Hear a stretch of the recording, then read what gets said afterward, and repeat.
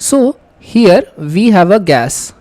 मैं ना पहले एक टाइप की गैस लूंगा and in this particular gas let us say I just moved one particle. ठीक है, एक पार्टिकल मूव कर रहा है. मॉलिक्यूलर स्पीड को बहुत स्लो डाउन भी कर देता हूँ. देखो एक जीरो कर दिया, थोड़ा सा एक पार्टिकल ने मूव करना शुरू किया तो क्या होगा, द वेलोसिटीज विल रैंडमाइज. थोड़े टाइम में ना ये जो वेलोसिटीज हैं ये रैंडमाइज हो जाएंगी.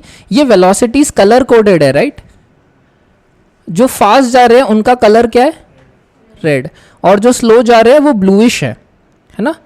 सो अगर आप ये ना एक जनरल मॉलिक्यूल की जो वेलोसिटीज है उसका डिस्ट्रीब्यूशन है. मॉलिक्यूल्स की ना वेलोसिटी देखो, इसे बोलते हैं थर्मल इक्विलिब्रियम. हम ना थर्मल इक्विलिब्रियम रीच कर चुके हैं. इसमें कुछ मॉलिक्यूल्स स्लो जा रहे हैं, कुछ मॉलिक्यूल्स फास्ट जा रहे हैं. ये हमेशा होता है किसी भी थर्मल इक्विलिब्रियम. अगर आप ये रूम में गैसेस देखोगे, इसमें कुछ गैस के पार्टिकल्स धीरे धीरे जा रहे हैं और कुछ फास्ट फास्ट जा रहे हैं. इसलिए हम एवरेज स्पीड निकालते हैं, VRMS जो बोलते हैं. VRMS is average speed of this gas.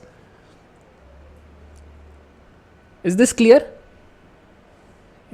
So temperature is a measure of this, how fast the particles are moving. Let us make it more technical. Now let me include two types of gases. So I have two types of gases. So what can you see from here? कौन से particles faster move कर रहे हैं on an average? Smaller. The smaller particles are moving faster than the bigger particles. This gas has reached thermal equilibrium. You can sort of infer why this is happening, क्योंकि smaller वाले को ज़्यादा push मिलता है. जो smaller particles हैं और जो बिगर पार्टिकल्स हैं उनमें something constant actually. The average kinetic energy of both types of particles is same.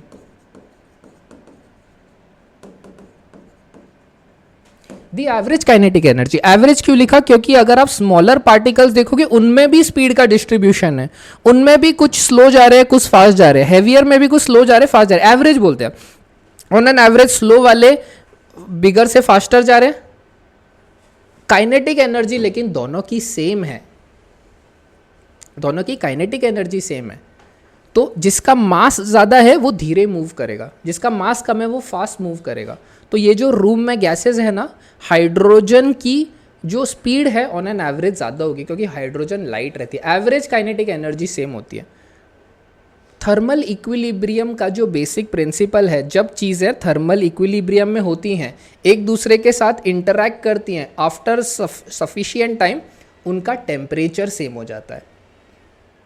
पता है ये चीज़ आपको? जब चीज़ें इंटरैक्ट करती हैं, ये जो हैवियर और लाइटर पार्टिकल्स है इनका टेम्परेचर सेम है और इनकी एवरेज काइनेटिक एनर्जी सेम है. Temperature technically is a measure of average kinetic energy of centre of mass of a particle. Average kinetic energy of center of mass of a particle. लिख ले इसको.